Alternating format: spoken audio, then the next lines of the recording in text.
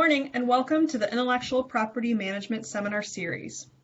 Before we start, let me explain how we will manage this meeting. BlueJeans works best in the Chrome browser, so if you've connected using another browser, you may want to exit and reconnect with Chrome. You should also disconnect from VPN. Today's session is a mix of live and pre-recorded talks. Due to the makeup of the event, there won't be a live Q&A, but attendees are invited to post questions in the event chat or email questions to partners@anl.gov. S&TPO and/or legal will then respond in a timely manner with answers.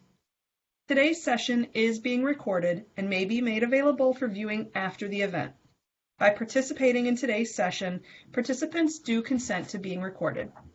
And now I'm happy to introduce Pete Sloniak to begin the program. Good morning, and welcome to Session 3 of the 2021 Intellectual Property Management Seminar Series, also known as IP Thursdays. I'm Pete Sloniak, Senior Attorney for Intellectual Property at Argonne National Laboratory. Argonne's Legal Department and Science and Technology Partnerships and Outreach Directorate, also known as S&TPO, are proud to present today's session, entitled Copyrights, Creating Communities, Driving Research Collaborations, and creating impact through licenses. Today, our speakers will discuss copyright, an important type of intellectual property right.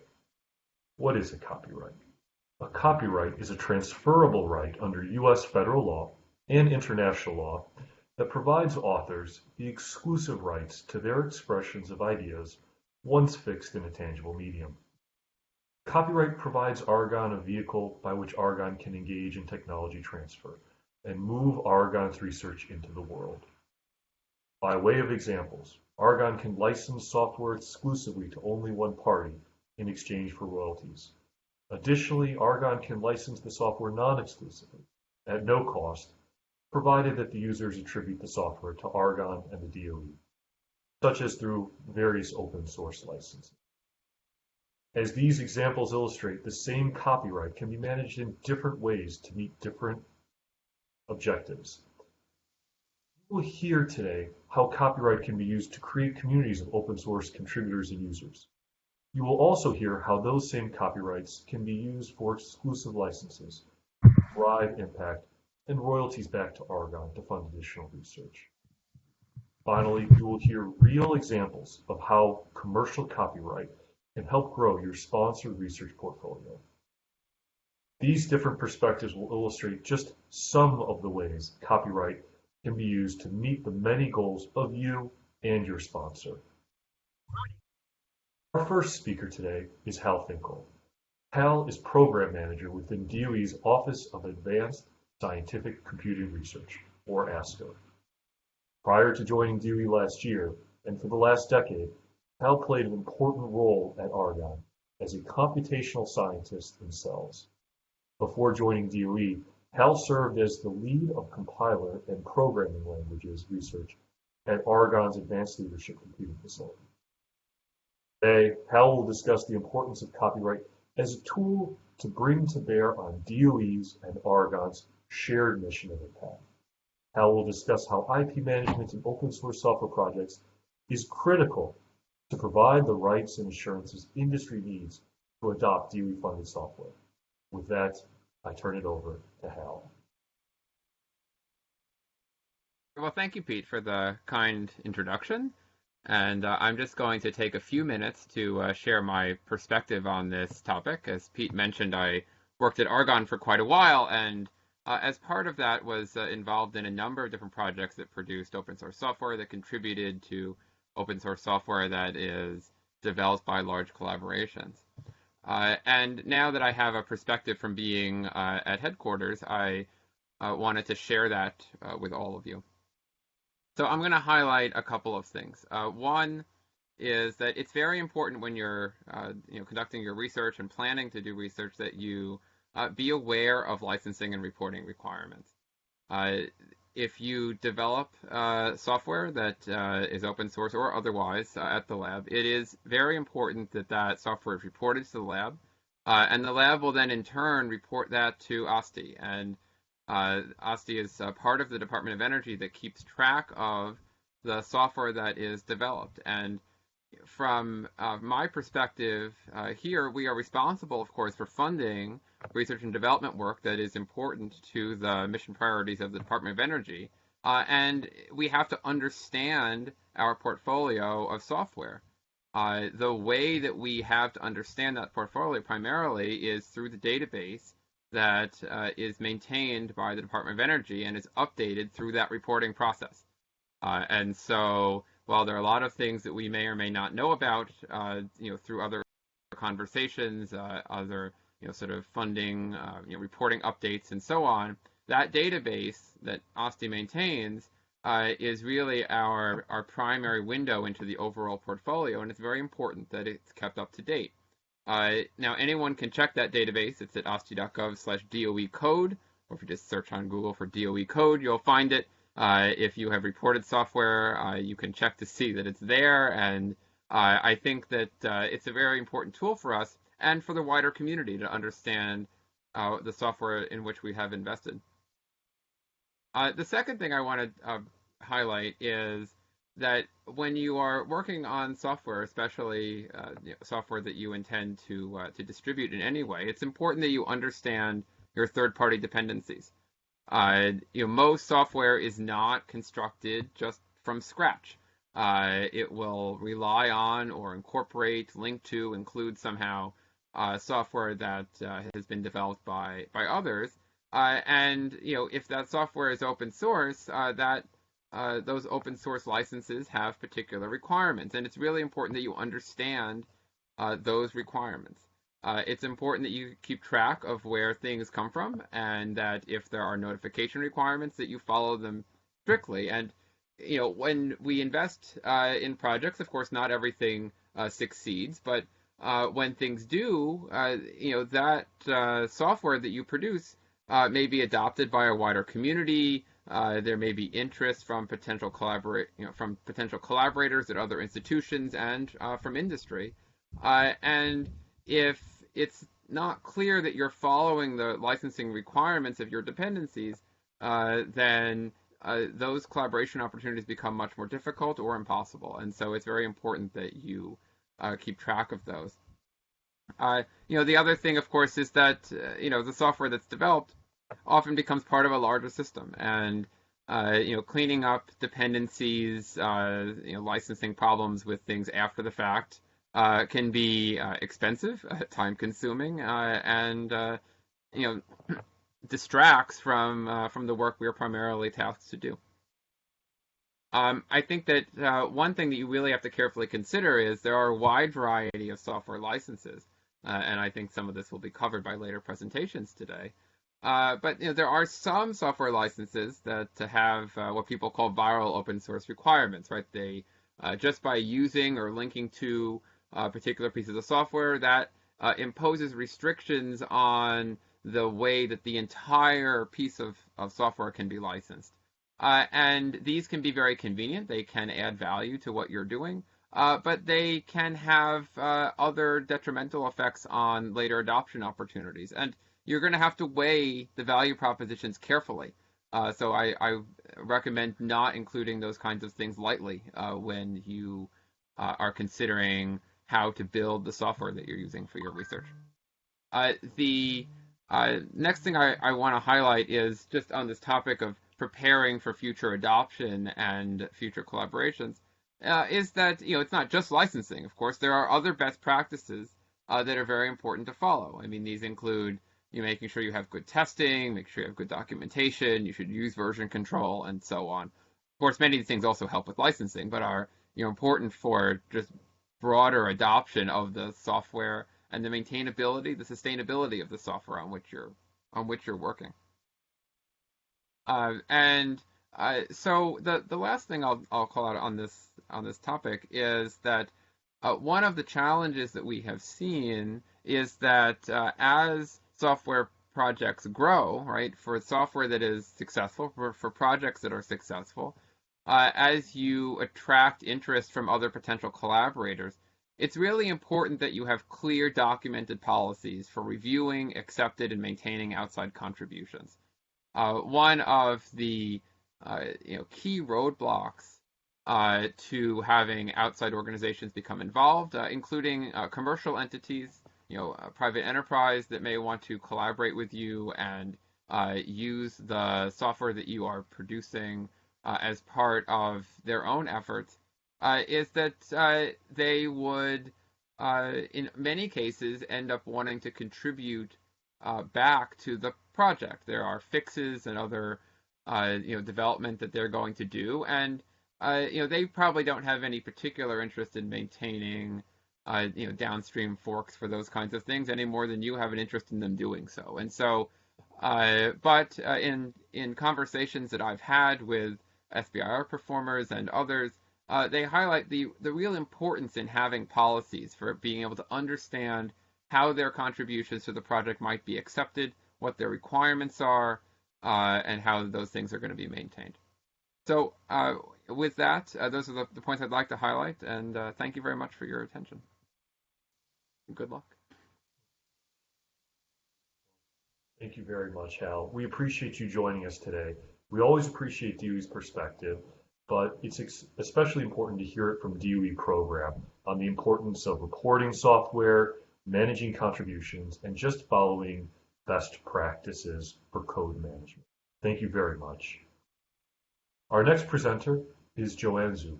Joanne is a principal transportation systems analyst within Argonne's Energy Systems Division. She's also a group leader for vehicle and energy technology and mobility analysis. Via recorded remarks, Joanne will discuss how she and her colleagues were able to grow one sponsored research project with a major sponsor into a series of projects by co-developing and protecting commercial software that solves an important problem for that sponsor.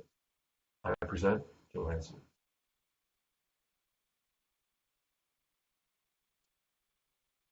This is Joanne Zhou from Energy System Division.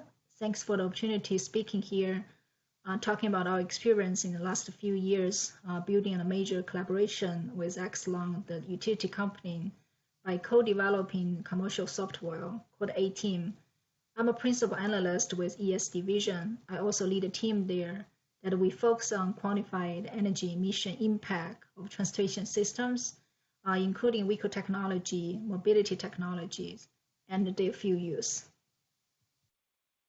As we know, the transportation system is moving to electrification, autonomous cars, shared mobility.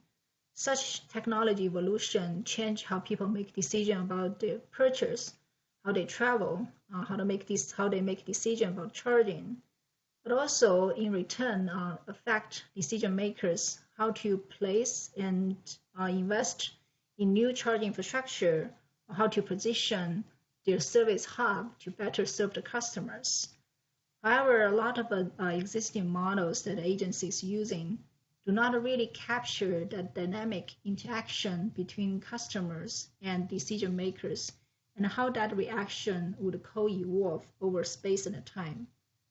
So with that, to address that research gap, we have been working with EXELON to develop a computational model that can really capture the dynamic interaction between the customers and decision makers, so we can better help them to put the investment to better serve their customers in the future. Why Argonne can do this? Because we have a unique capability and tools. We have the first, the world-renowned behavior modeling capabilities. The recent example is we have been using agent-based model in modeling the spread of COVID-19. We have those high-performance computing capabilities that can help us to run thousands of scenarios in a very short time. We also have a very deep understanding in vehicle technology, future charging technologies, and future charging standards. So with that, we have been working with EXELON since 2017 to develop an agent-based model on an open-source agent-based platform called REPAST to answer a question at EXELON's corporate level, which is, where should public charging be located to maximum their usage to support EV adoption promote their market growth, but in the same time can alleviate the negative impact to the grid. So the model we have been built, the first phase was based on Chicago area. So we'll be able to simulate the daily travel pattern and also the annual EV adoption and how charging infrastructure would be invested in order to address the charging demand to promote EV adoption at the census tract level. So the example result here is showing with or without investment on new charging stations. What is the total charging demand and match demand and the total charging power would be at the census tract level. The model is calibrated with real-world charging behavior, meaning that where and how much an EV driver would prefer or would need to recharge their vehicles at the public locations. So the model has a lot of inputs. Major inputs including vehicle registration, meaning what type of vehicles are adopted at what census tract level, what's the energy efficiency and the typical electric range of those EVs. We also have a very detailed information on census tract and household characteristics at the tract level. Those information are used for us to understand how EV could be adopted and how charging infrastructure would be deployed if we want to target on lower income households or underserved communities to address social equity issues. Other major inputs of this model also including EV projections, meaning the EV adoption targets that decision maker would want to achieve at a certain year. For example, this administration has very ambitious plan for EV adoption and infrastructure planning. So that would be one input to the model to see what type of charger and how many charging infrastructure is needed in order to promote that kind of EV adoption and to serve that charging demand. The model also needs to start with existing information such as what's the existing chargers by location, by type, what's the existing travel demand, where people need to go and how much they need to travel on a daily basis, and also the model is calibrated using the real-world charging data as I mentioned earlier. So the first phase was built in Chicago, and the model was built and delivered to EXELON. It has an interface that EXELON can use the model to run their own scenarios. And the outputs of the model, including the information and parameters that are interesting to EXELON for their decision making, including the total charging load, the unmet demand, which means the EV need to charge but cannot charge, so that we call it unmet demand. We also can capture the charger utilization on a daily and annual simulation. We can monitor the electric vehicle battery state of a charge, in order to see when and where they need to charge, but also be able to see whether they have a grid service potential, meaning that if you want the EV to become a storage, that it can send electricity back to the grid. We certainly would suggest the new locations for chargers. That depends on what's the objective of the scenario analysis, whether you want to address the met demand to promote EV adoption, or you want to put a charger in the place that currently has no charger, but you really want to have this social equity issue addressed, to be able to have a charger in the communities that currently is underserved.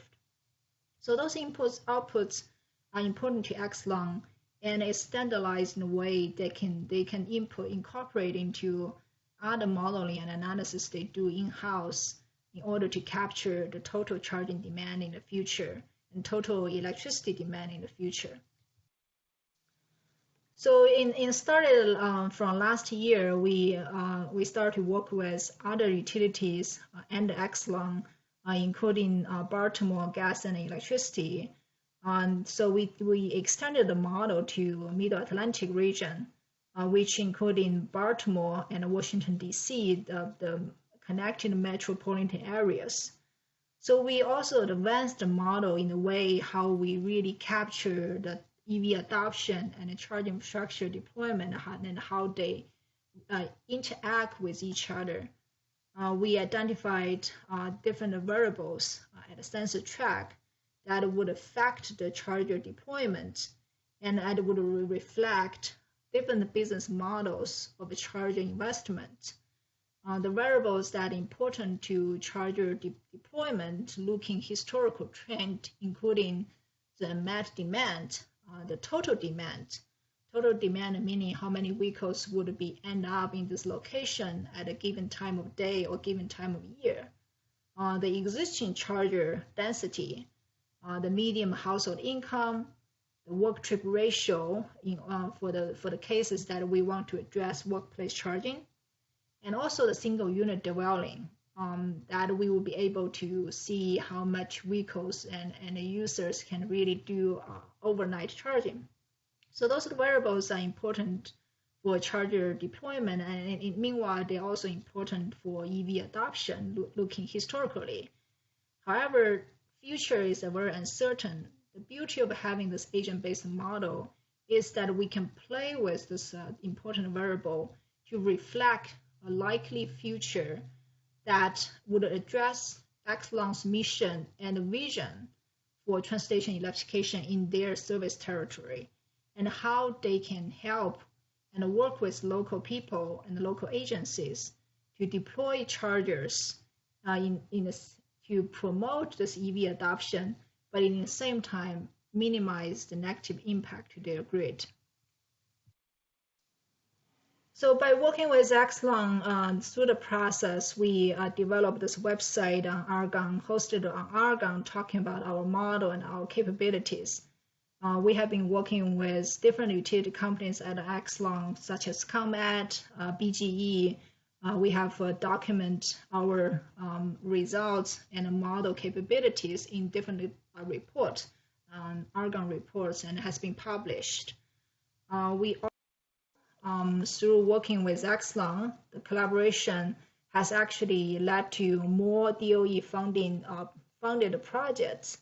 So last year, we were very fortunate to have one project funded by DOE for $5 million for 4 years, that EXELON is leading several partners with Argonne as a key partner to install more chargers in Baltimore and the DC area, and in the same time to deploy the smart charger adapters that invented by Argonne scientists.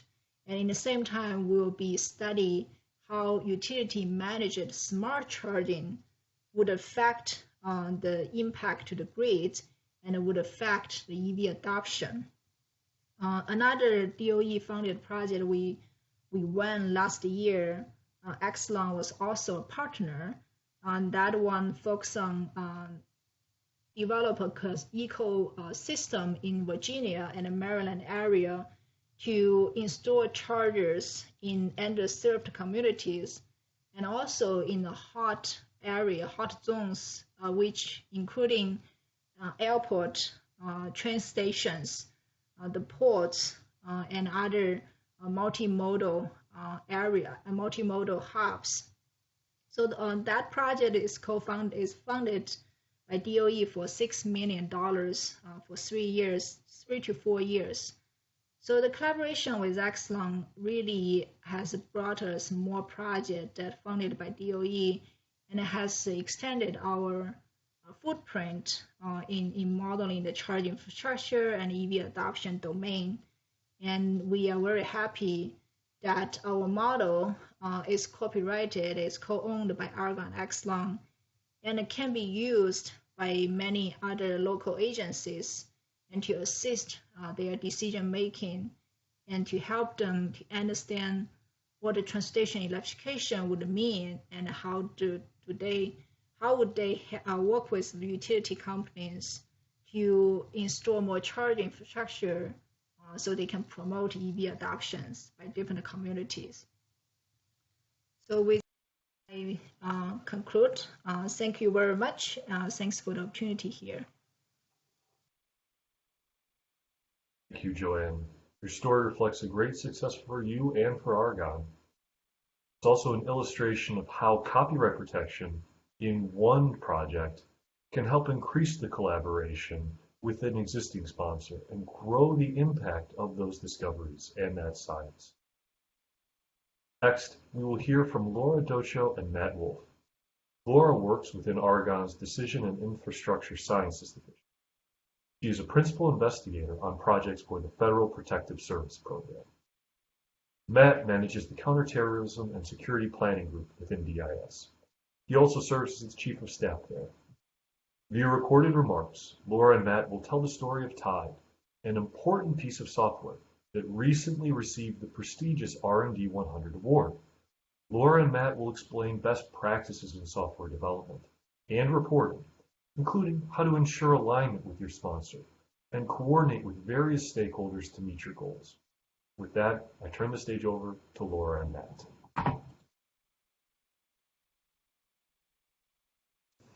Good afternoon. I'm Laura Docho from DIS Division, and together with Matt Wolf, we're going to tell you a little bit about TIDE, the product we developed for the Federal Protective Service, and the journey that culminated with an R&D 100 award in 2020. First, a little bit of background. The Federal Protective Service's mission is to protect federal buildings, employees, and visitors to those buildings. Think of Social Security buildings or FBI locations, federal courthouses. They currently provide protective services to over 9,000 buildings across the U.S.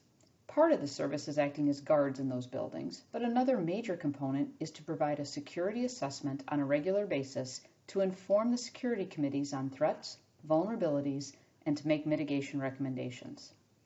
FPS and Argonne have been partnered in the security assessment component of their work for almost 10 years. The first tool we developed for them leveraged a product that we had already developed for another DHS entity called the Infrastructure Survey Tool, or IST. Creatively, we named the FPS product MIST for Modified Infrastructure Survey Tool, and it provides a robust way for FPS to conduct vulnerability assessments, store results, and track security improvements. In 2018, we endeavored to tackle the considerably harder task of identifying threats to these facilities. Prior to this time, each inspector made their own assessment on relevant threats to a building, but this allowed for a bias based on the inspector's background as well as being a challenge for new inspectors.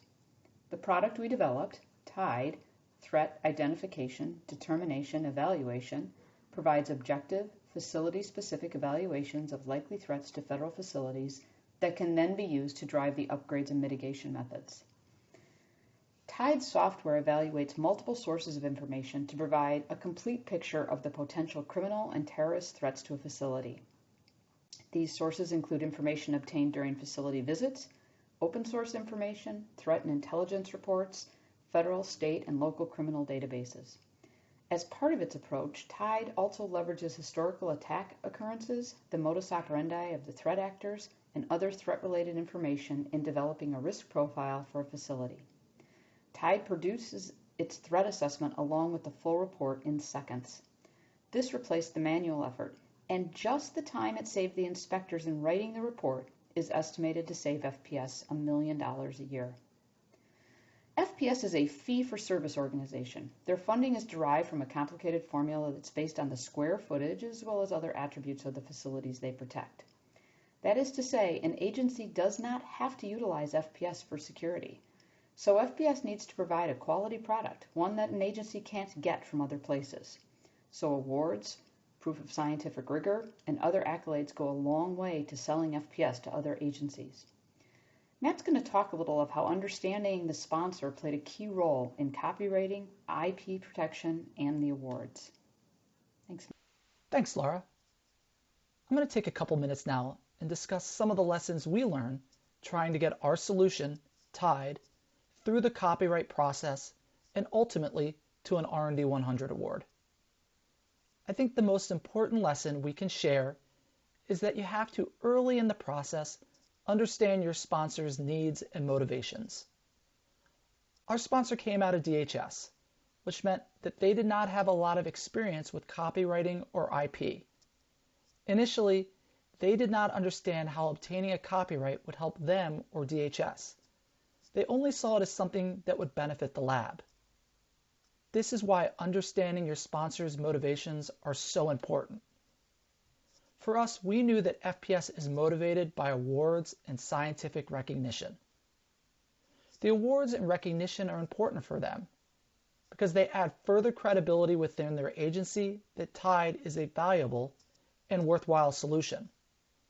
Awards are also important for them because they tie into their business model and their ability to try and sell TIDE to other federal agencies. So this meant we needed to make sure that FPS understood that 1, copywriting TIDE was a critical first step in applying for an R&D 100 award. And 2, if we won, an R&D 100 award would be a nationally recognized award that would add credibility and recognition behind the solution. It was also helpful for us to appeal personally to our sponsor and have him understand why an R&D 100 award was an important part of our career and success within the lab. In other words, we tried to help him understand how this could be a mutually beneficial event for all of us. The last piece of advice I would offer is to make sure your sponsor is prepared to be a champion within the organization. For us, that meant the sponsor needed to work with their legal department to make sure everyone understood the solution under consideration and that we were working towards a copyright, and that our ultimate goal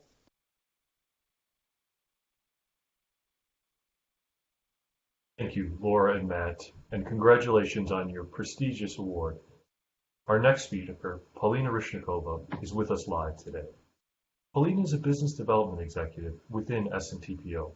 She supports cells and other directorates on important new projects and collaborations. Paulina has deep experience with AI and machine learning technologies and has facilitated projects with major biotech and manufacturing companies to deploy that software.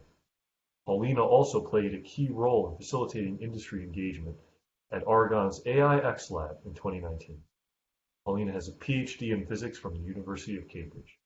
Today, she will share insights on how Argonne's software protection process and strategy work.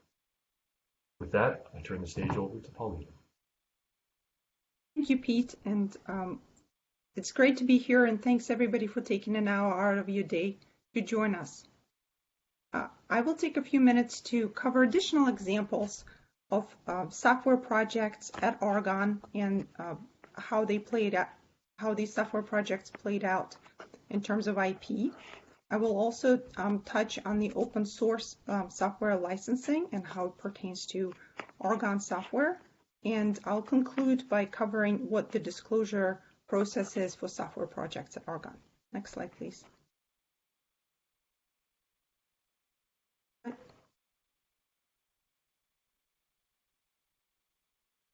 You have just heard about ATEAM and TIDE. Those are two excellent examples of software projects at Argonne, and you've heard about how IP played a role in their engagement with their sponsors. Next slide. I will cover 4 more examples of software projects at Argonne, and that will demonstrate different approaches to asserting intellectual property and capitalizing on that intellectual property. The first example is software called MPICH. That's an example of an open source software license. This specific software has been developed at Argonne over the last nearly 2 decades, and it's the most widely used implementation of message passing interface in the world for supercomputers, not only in the US but in other countries as well. Argonne asserted open source BSD license, and this software is distributed under that license. Next slide, please. The next example I want to talk through is a company called Parallel Works and how Argonne has worked with the company to license software that was developed under a CRADA. CRADA is a collaborative research and development agreement and is one of the mechanisms under which Argonne can partner with external companies. So some of you may know Parallel Works is a startup that was founded by our own Michael Wild, who used to work at Argonne and took an entrepreneurial leave of absence, worked through our conflict of interest management plan, and established Parallel Works to commercialize open source software that got originally developed at Argonne, based on the Swift parallel scripting language.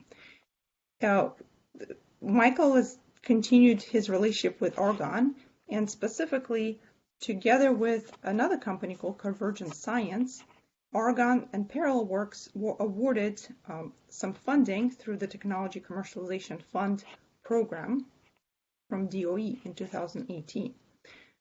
All these projects that are awarded under the Technology Commercialization Fund are done in collaboration with industry and are done under a CRADA. During that collaborative project, additional software was developed. That software was then reported to Argonne, and we asserted commercial copyright. Subsequently, Parallel Works licensed that copyrighted software and is now commercializing it. Next slide, please. I have two more examples. One example is AUTONOMIE. Many of you have heard of this software. It is also an example of software that's widely used. It is a system simulation tool for vehicle energy consumption and performance, and it now includes a broad collection of modules and packages.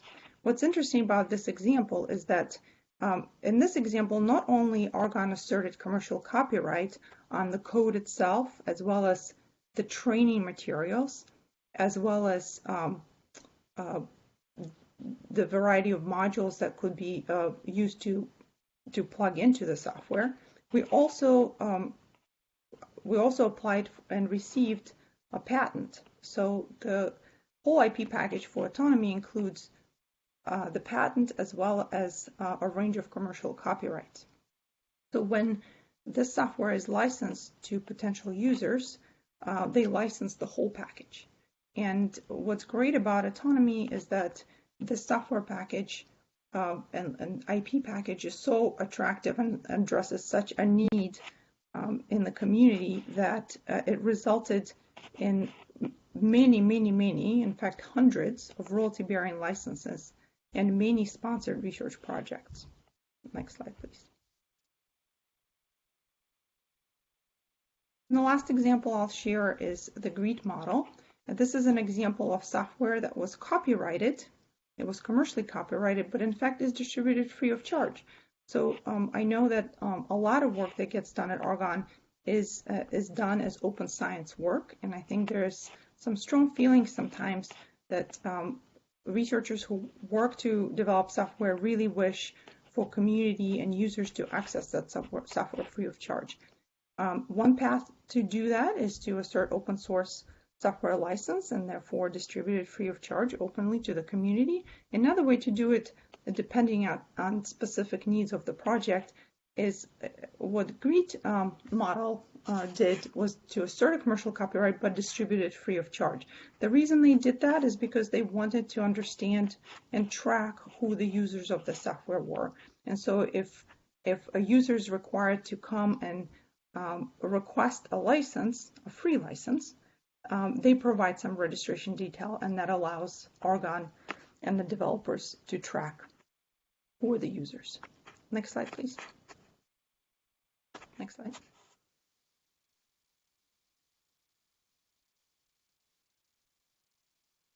Next slide. In the next section, I will talk a little bit about open source software. As I mentioned, much of the work that is done at Argonne is open science work. And in terms of software development, a lot of our projects are released as open source software on a GitHub or Argonne operated site. There are over 80 approved open source licenses, and those could be found on this very helpful website, opensource.org. They have different terms and kind of range in how friendly they are to commercial distribution versus how restrictive they are of commercial distribution. In order to decide what license is appropriate for your particular project, you need to think through who are the community of users that would be using your software, how would they contribute to that software, and how would you track their adoption and contributions. Next slide, please. I will not go through the details on each particular type of license. I just want to illustrate that there are some licenses on the left-hand side of the slide that are called permissive in the sense that if a user takes this open source software code, they are permitted to add on to this code and integrate that code into further software projects that can subsequently be commercially sold commercially. So they're not prohibited from deriving revenue from their software by integrating that particular open source code. Examples of those licenses are BSD and MIT licenses. And you will see that referenced again because these are the types of licenses that, for the most part, Argonne ends up asserting when we're releasing open source software. And on the right-hand side of the page are examples of more restrictive licenses. And what that means is if you are taking some of the software modules that have GPL or Mozilla or Eclipse licenses, what will end up happening is that whatever software you integrate those modules into will then be required to be released through these same types of licenses. And that's something that Hal mentioned at the beginning of this hour, that it is very important to understand the licensing aspect of the software, third-party software and modules you may be integrating into your project. You are not alone in this. We're here to help. Our legal department and us and SNTPO are definitely here to work with you through any questions that you may have, either deciding on what open source software license is suitable to your project, or understanding what are the components and licensing requirements of some of the software that you might have integrated into your project. Next slide, please. A quick, I'll cover one example here. It's at Argonne, we have had extensive experience with open source software because our mission is open science mission. Just to illustrate an example of excellent software product that was developed at Argonne. It was distributed, it was open source and distributed through a BSD type license. And the company really wanted to adopt that product and integrate it into its own software offering. And the question arose about what is the documentation that Argonne has kept around contributions to this open source software. And our documentation was not as robust as documentation that another lab kept, even though their software product itself was probably inferior to Argonne's. And so the company almost went with the other lab's software code because the documentation around contribution process was in better shape. So that's something that, again, I think Hal mentioned that it's very important to understand and keep track of what's going on in your software project when it's open source. Next slide, please.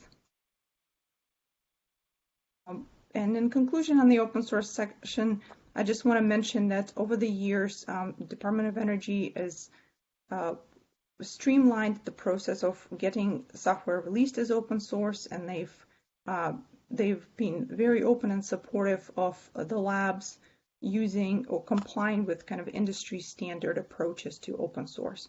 So we are able to release open source software under industry standard licenses. Some programs have given us blanket approval to release software as open source. For instance, OSCAR, which sponsors a lot of projects in our CELS directorate. So what that means is it just simplifies the whole reporting and release process for us. labs are also permitted to integrate third-party OSS software, open source software into our project and subsequently distribute it and even assert commercial copyright if the pass-through requirements are fulfilled. And what DOE requests that we do, that labs do with open source software, is that we house that software on sites that are publicly accessible, so either GitHub or an Argonne run public site. And DOE encourages us and in fact requires us to be very thoughtful about contributor license agreements and just keeping good documentation. Next slide, please. This is my last section, and I will very quickly cover what software disclosure process looks like at Argonne. Next slide. So why do we need to disclose software? Some of the speakers already mentioned that under the prime contract under which Argonne operates, Department of Energy requires us to let them know that we have created software because government actually owns that software and technical data. And the disclosure is required not only for software that we wish to commercialize through commercial copyright or intellectual property, but it also applies to open source software. Next slide, please. The disclosure process here at Argonne is very simple. The first step is to ask yourself, the software that I'm writing, is it only useful to me or will it be used by others either within Argonne or outside of Argonne?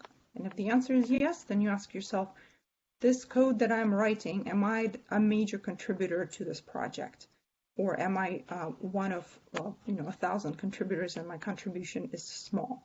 If your contribution is a quarter of the project, and that's a very loose definition, and the answer is yes, I am a major contributor or I'm the owner of this project, the software will be used by others, then you need to complete a Zinc form called ANL 1032, which initiates the software disclosure process. Next slide. We can skip this. The form is not very scary. It's not very lengthy, and it just asks for fairly standard information that you, as somebody who works on the project, would have at your fingertips. If you get to a section that says, would you like to release it under open source license, and you say yes, you don't necessarily have to have a specific license you wish to use.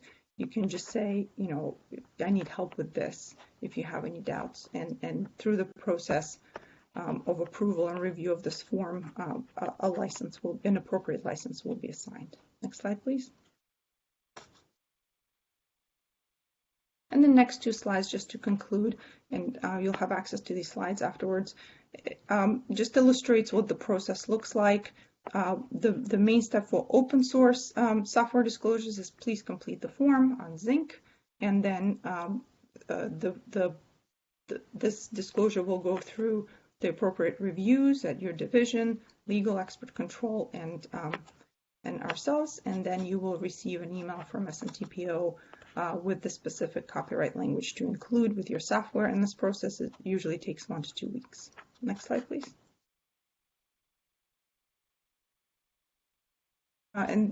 If you are interested in asserting commercial copyright on your software, this is a slightly more involved process. It again starts with completing the Zinc form ANL 1032. We also encourage you to reach out to the business development executive and SNTPO who supports your division because they will be intimately involved in figuring out once the commercial copyright is asserted, how should the software be distributed, licensed, and commercialized. This is a longer timeline process, and that's something that one should keep in mind. And I believe that brings us to the end of my slides. Thank you very much, and I'll hand it back to Pete. Thanks. Thank you very much, Paulina, for joining us today. We appreciate you sharing those great examples. That's some very important background as well as some actual information for our audience. To close out today's session, I will explain some of the other tools available to create an IP strategy for software and associated data. We'll talk a little bit about some other agreements that we haven't yet gone into detail with, such as sponsored research agreements, IP management plans, and subcontracts.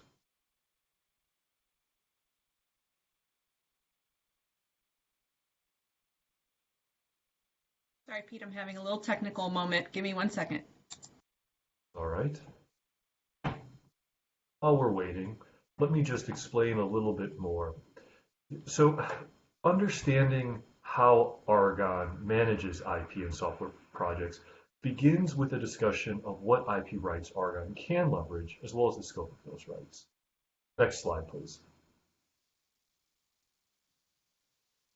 This slide will serve as the roadmap for the rest of our discussion today. On the left, I list the types of IP protections available to Argonne for software and associated data.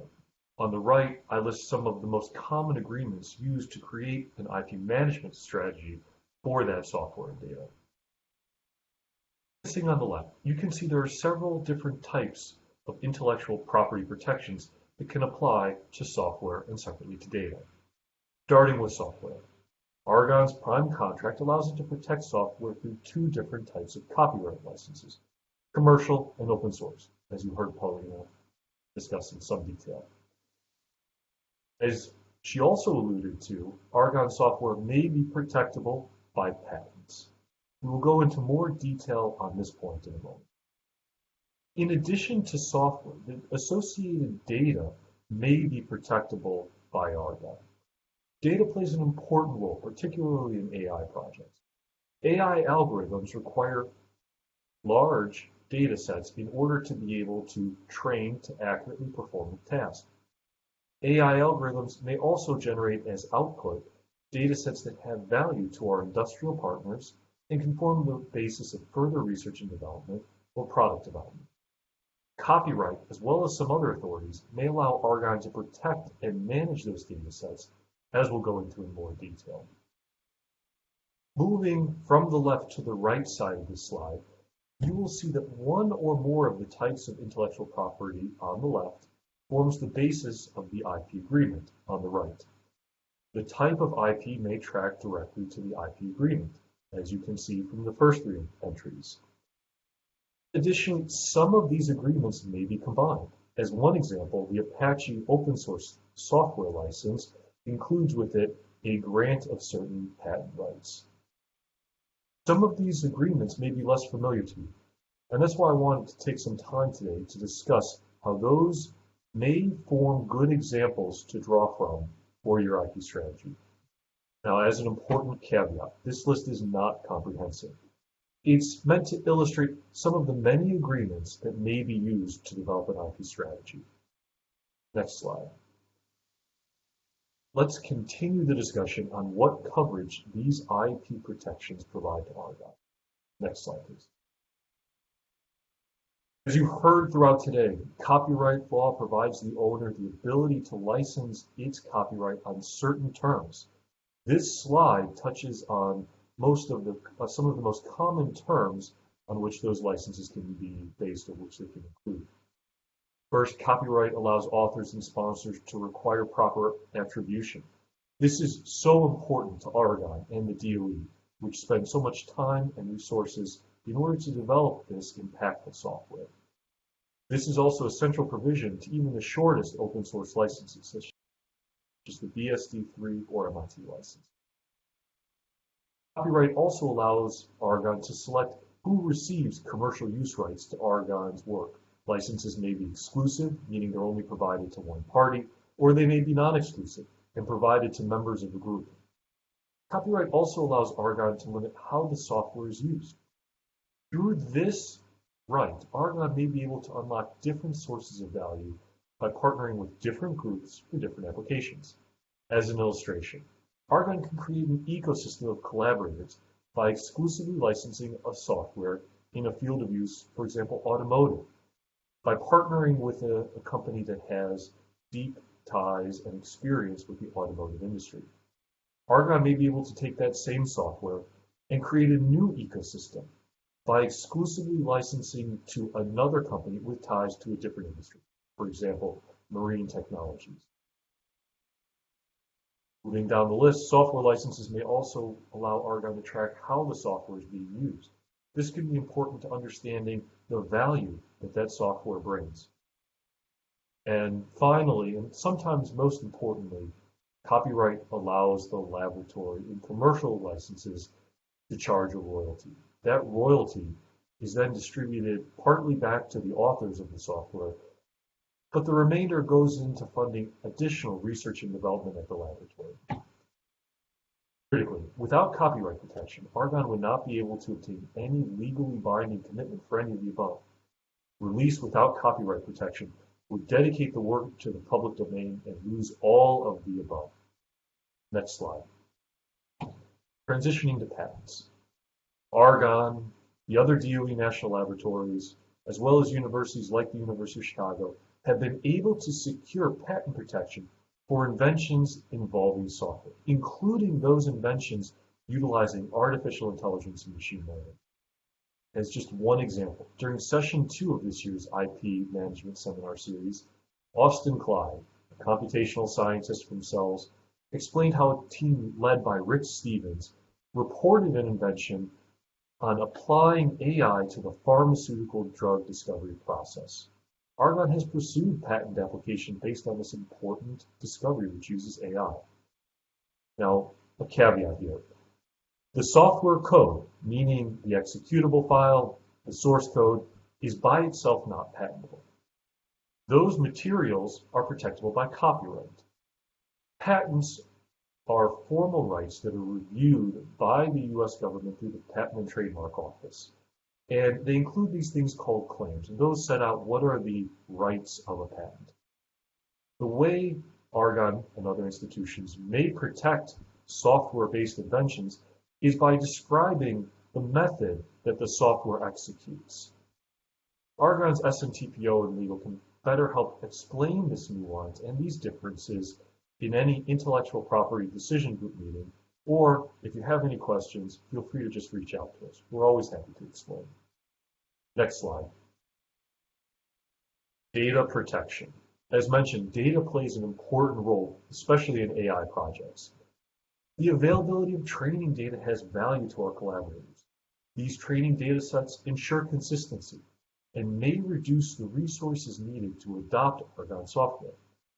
For generated data, consider an algorithm that could analyze a database with millions or billions of chemical compounds and identify a few candidates that may be useful for treatment of cancer.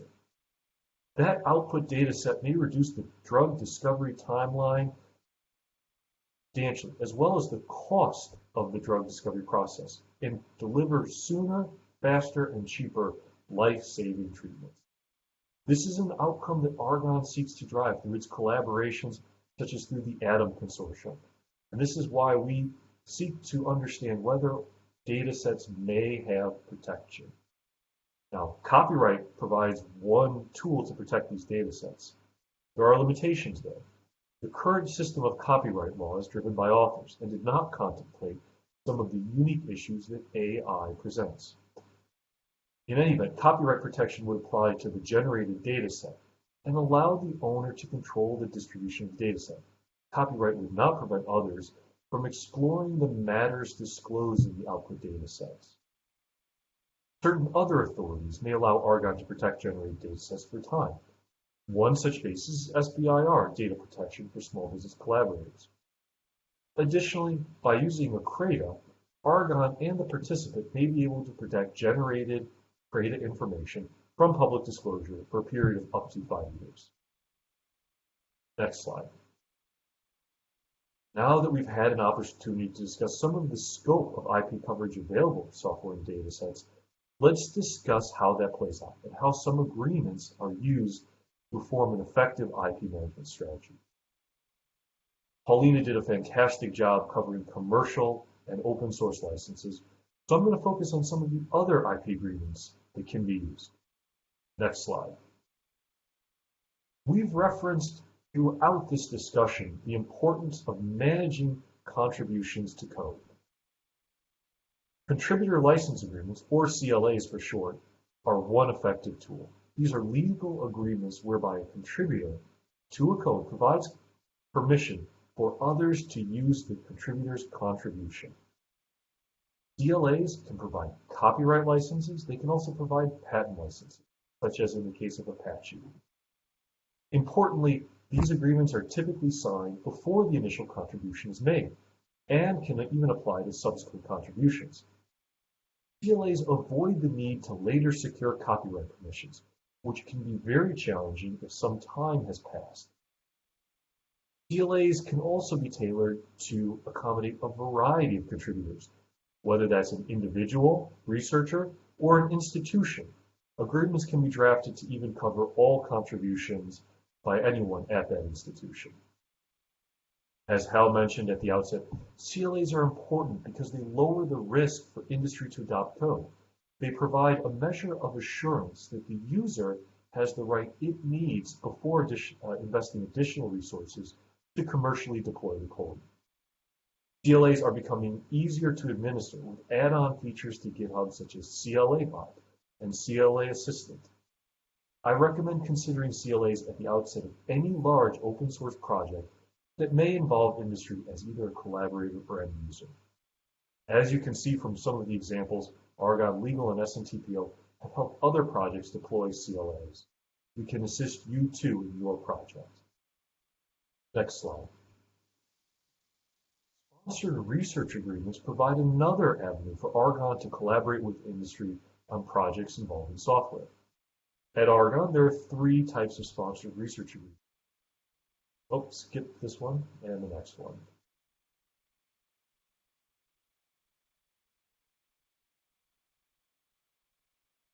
There are 3 types of sponsored research agreements: SPPs, CRADAs, and ACTs. The patent, copyright, and rights and technical data terms for each of these agreements are set by DOE order. I want to talk about these just for a moment. For SPPs, there are 2 primary types of agreements. Under the first, the so-called SPP IP waiver decline terms, Argonne follows its prime contract and retains title to its inventions and copyrights. All data is delivered with unlimited rights. As a result, the participant is free to use the data. But if the participant or sponsor wants to use any of the IP resulting from the project, it would require a separate license agreement. At the other end of the spectrum is the so-called SPP IP waiver granted terms. These are the most favorable terms that we can offer a sponsor. These terms are limited to those sponsors paying full cost recovery for Argonne's work and to our domestic businesses. Those terms may be extended to foreign partners subject to certain approvals. Under this agreement, all lab-generated IP will be owned by the sponsor. All lab-generated data can be deemed proprietary to the sponsor. From the sponsor's perspective, this is one of the most favored agreements. CRADAs are a bit of a middle ground as it pertains to IP. Each party owns its own created IP, but either party can claim generated data as protected for a period of 5 years. Additionally, the participant may have up to an exclusive license for Argonne subject inventions for a period of time. Again, these are the default terms, and they may, in certain circumstances, be modified subject to DOE approval. Some modifications that we've accommodated in the past are listed here, including grants of exclusive or non-exclusive licenses. I explain this today not to make you experts in the IP terms of these various sponsored research agreements, but to highlight that they offer a spectrum of opportunities. IP is not the only deciding factor for which agreement to choose, but it's an important one as IP plays a key role in the gives and the gets to the sponsor.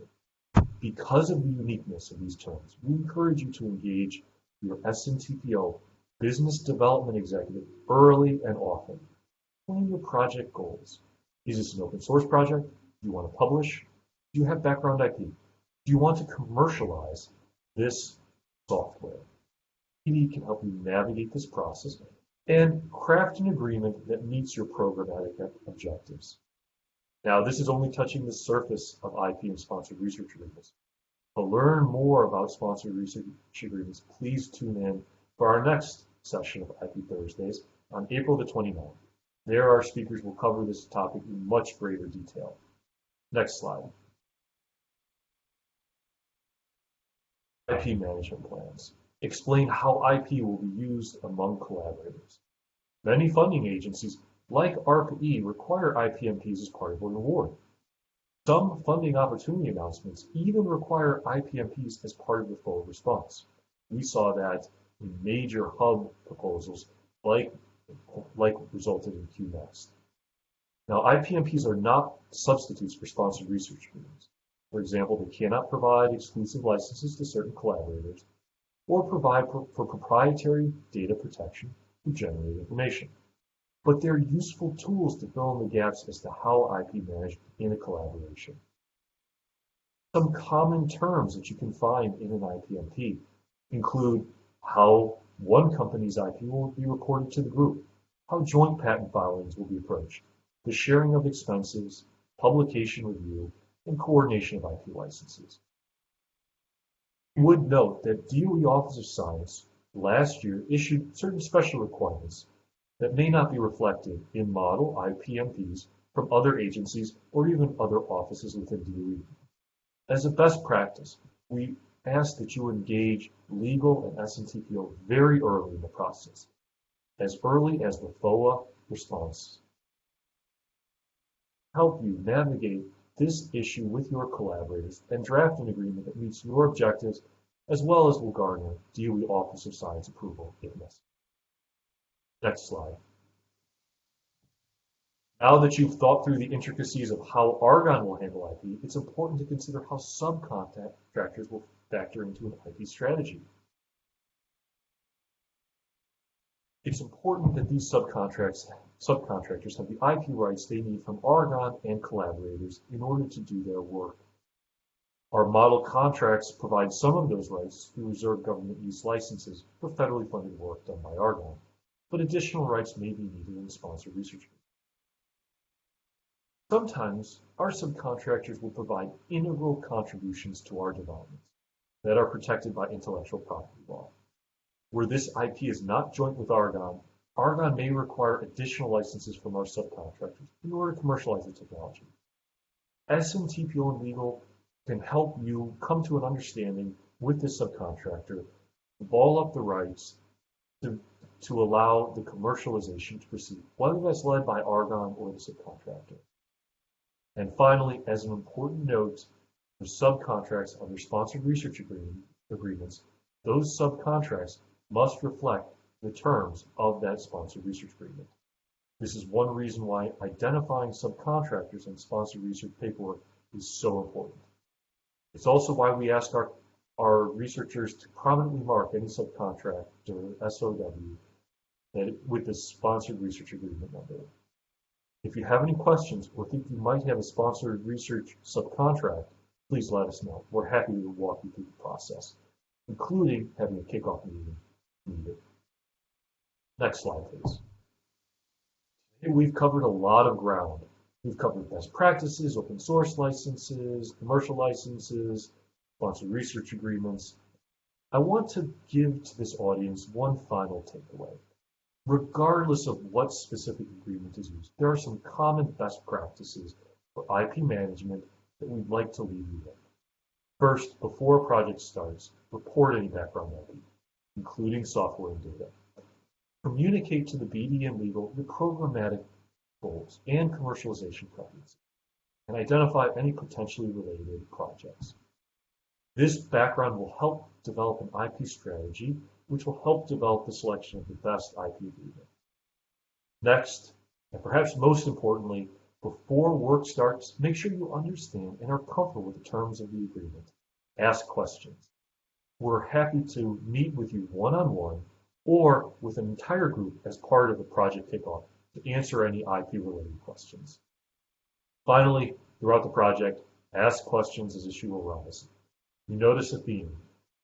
Additionally, report any new IP to SNTPO and legal. Allow the Argonne IP process to run its course before making any communications to partners. Argonne, SNTPO, and legal will help coordinate the official notices required by contract. By following these tips, your team will be well situated to meet the sponsor's expectations and develop long-lasting collaborations. Next slide. In closing, SNTPO and legal are here to support you craft an IP strategy to meet your goals. These groups have decades of experience supporting all types of projects involving software and data. We'd be happy to help you craft a strategy for your program. As I close, I would like to thank you all for joining us today for our third of 4 IP Thursdays. I would like to once again thank our speakers for joining us here today. We look forward to seeing each and every one of you at our fourth and final IP Thursday event next Thursday at 11 a.m. Central Time on April the 29th. That session will be entitled Grow Your Collaborations Using IP, Licenses and Sponsored Research. For more information and to register, search IP Thursdays on MyArgonne. Thank you again, everyone, and have a great day.